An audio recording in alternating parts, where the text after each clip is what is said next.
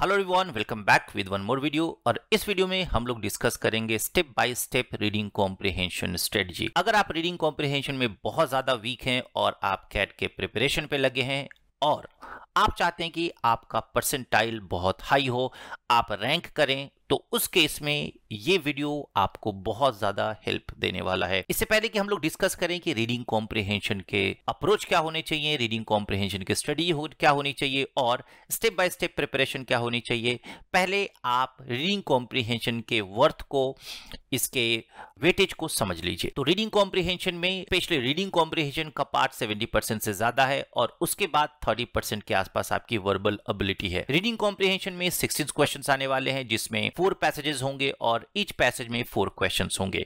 Verbal ability में 8 questions होंगे। 8 questions में 2 या 3 पैरा जंबल होंगे, 2 या 3 पैरा समरी होंगे, 2-3 ऑड वन आउट होंगे और कुछ questions complete the sentence, fill the blanks या फिर अदर रीजनिंग के क्वेश्चंस हो सकते हैं। तो ऑल टुगेदर अगर आप reading comprehension plus para jumble plus para summary अगर करें, क्योंकि पैरा जंबल पैरा समरी भी रीडिंग कॉम्प्रिहेंशन के पार्ट हैं, तो overall weightage of reading part आपका 85% है। इसलिए आपका रीडिंग कॉम्प्रिहेंशन बहुत अच्छा होना चाहिए।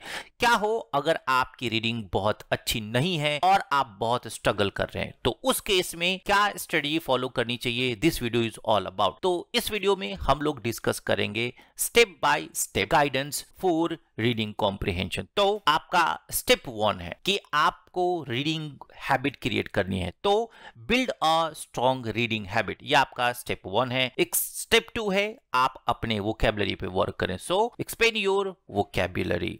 थर्ड है आप अपनी कॉम्प्रिहेंशन स्किल्स को समझें और उस पे फोकस करें, so third will be focus on comprehension skills. चौथा है आप बहुत ज्यादा रीडिंग में इन्वॉल्व हो, उसको बोलते हैं प्रैक्टिस एक्टिव रीडिंग। स्टेप 5 है सॉल्व प्रैक्टिस क्वेश्चंस। जो भी आप रीडिंग टेक्निक अब तक आपने सीखा है या समझा है या जाना है, उसको आप थ्रू द क्वेश्चन अप्लाई कीजिए, उसका लिस्ट बनाइए और चेक कीजिए कि अब आपको कितना इससे बेनिफिट मिला और ज्यादा करने की जरूरत है। तो स्टेप 5 है सॉल्व प्रैक्टिस क्वेश्चंस। स्टेप 6 है कि आप अपनी स्पीड और एक्यूरेसी पे वर्क करें। तो अब तक अगर आपने 5 स्टेप्स को बहुत ऑनेस्टली फॉलो कर लिया है और अब उससे बेनिफिट मिलने लगा है, तो ये राइट टाइम है कि आप अपने स्पीड और एक्यूरेसी पे वर्क करें। उसके बाद अब आपका स्टेप 7 है कोई ग्रुप ज्वाइन करें, क्योंकि ग्रुप डिस्कशन बहुत ज्यादा हेल्प होता है जिसमें आपको बहुत सारे लोगों के ओपिनियंस मिलते हैं और उस ओपिनियन के अकॉर्डिंग अगर आपको लगता है कि आपके अप्रोच बहुत ज्यादा अच्छे नहीं है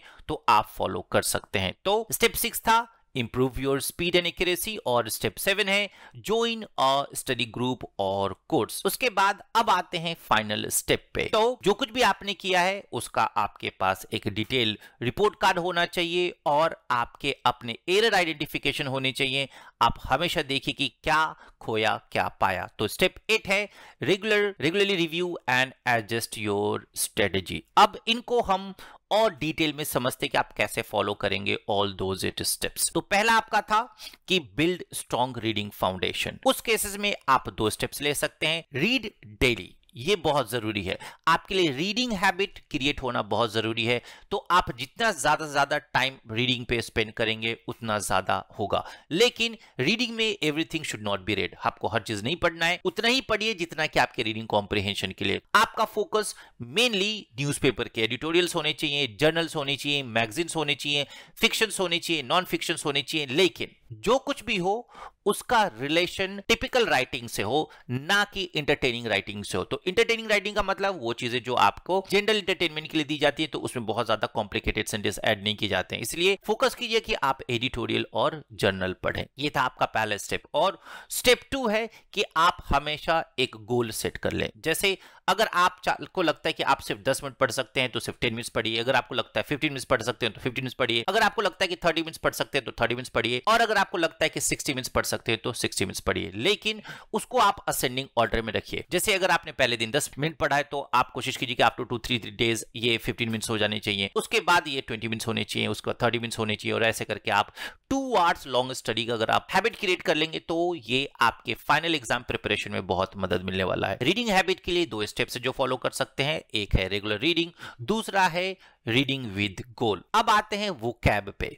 तो how to expand your vocabulary, ये बहुत बड़ा पॉइंट है। तो उसके लिए आप 3 स्ट्रेटजीज फॉलो कर सकते हैं। सबसे पहले नए वर्ड्स की लिस्ट बननी चाहिए, दूसरा उन वर्ड्स से जुड़े हुए प्रैक्टिस होने चाहिए, और थर्ड आप ये चेक कीजिए कि आप उसको रिकॉल कैसे करेंगे, मतलब उसके रूट को अगर आप समझ पाएंगे तो शायद रिकॉलिंग आपके लिए इजी हो जाएगी। हमेशा 2 3 4 5 2 3 4 5 न्यू वर्ड्स ऐड कीजिए और उन वर्ड्स को आप अलग अलग जगह यूज कर लीजिए और उसका एक जनरल वर्ड भी यूज कर लीजिए, क्योंकि अगर आप वर्ड यूज नहीं कर पाएंगे तो आपकी रीडिंग वोकैबुलरी को रिकॉल करने में बहुत ज्यादा मदद नहीं मिलेगी और उसकी वजह से रीडिंग में असर होगा। और मल्टीपल एप्स अवेलेबल हैं, उन एप्स को आप फॉलो कर सकते हैं और ये चेक कर लीजिए उसका सिंपल वर्जन क्या है, उसका एडवांस वर्जन क्या है। इससे आपके एक्सपेंडिंग इन योर वोकैबुलरी में बहुत ज्यादा मदद मिलेगी। आपके एक्सपेंशन ऑफ योर वोकैबुलरी के लिए 3 स्ट्रेटजीज फॉलो करनी चाहिए। पहला कि आप हमेशा न्यू वर्ड्स की लिस्ट बनाइए, दूसरा उन वर्ड से जुड़े प्रैक्टिस कीजिए, और तीसरा उसके ओरिजिन को या फिर उसके सिंपल वर्जन को